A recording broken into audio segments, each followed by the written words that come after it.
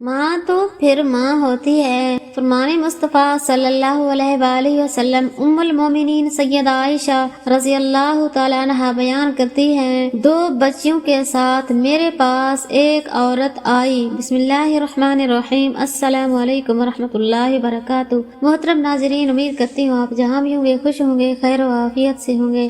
آج کا عنوان ہے حدیث نبوی، ایک عورت کا واقعہ۔ رسول اللہ صلی اللہ علیہ وآلہ وسلم نے فرمایا، بے شک تمہارا رب اپنے بندے کی توبہ سے اس شخص سے کہیں زیادہ خوش ہوتا ہے جس کا اونٹ ایک بہت بڑے جنگل میں کھو جائے اور وہ اسے ڈھونڈتا ڈھونڈتا ایک جگہ لیٹ جائے اور اپنی موت کا انتظار کرنے لگے کہ اب پانی کا بھی آسرا نہیں اور اونٹ بھی گیا۔ اتنے میں وہ کپڑا اٹھا کر دیکھے تو اسے دور سے اپنا اونٹ اس کی جانب آتا دکھائی دے۔ حضرت سبحان رضی اللہ تعالیٰ عنہ کہتے ہیں، بعض صحابہ نے کہا، کاش ہمیں یہ معلوم ہو جائے کہ سونے اور چاندی کے علاوہ اور کون سا مال بہتر ہے تاکہ ہم اسے جمع کریں۔ تو آپ صلی اللہ علیہ وآلہ وسلم نے فرمایا، اللہ کا ذکر کرنے والی زبان، شکر ادا کرنے والا دل اور مسلمان بیوی جو اپنے شوہر کے ایمان کی مددگار ہو بہترین مال ہے۔ حضرت عائشہ رضی اللہ تعالیٰ عنہ فرماتی ہے، میں نے فاطمہ رضی اللہ تعالیٰ عنہ سے زیادہ کسی کو رسول اللہ صلی اللہ علیہ وسلم کے مشابہ نہیں دیکھا۔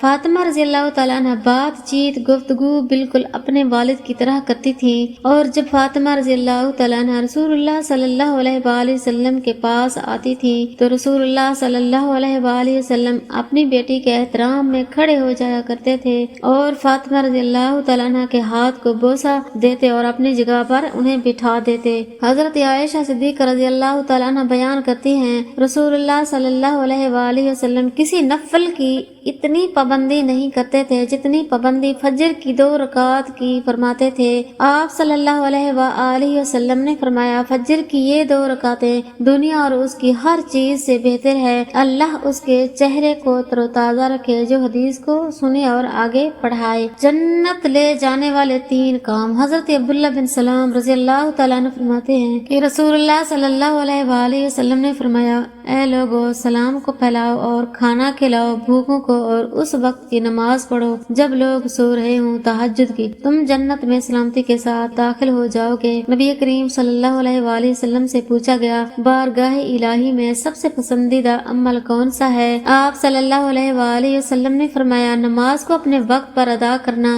پوچھا گیا کہ اس کے بعد؟ آپ صلی اللہ علیہ وآلہ وسلم نے فرمایا، ماں اور باپ کے ساتھ اچھا برتاؤ کرنا۔ پوچھا گیا اس کے بعد؟ آپ صلی اللہ علیہ وآلہ وسلم نے فرمایا، اللہ تعالیٰ کی راہ میں جہاد کرنا۔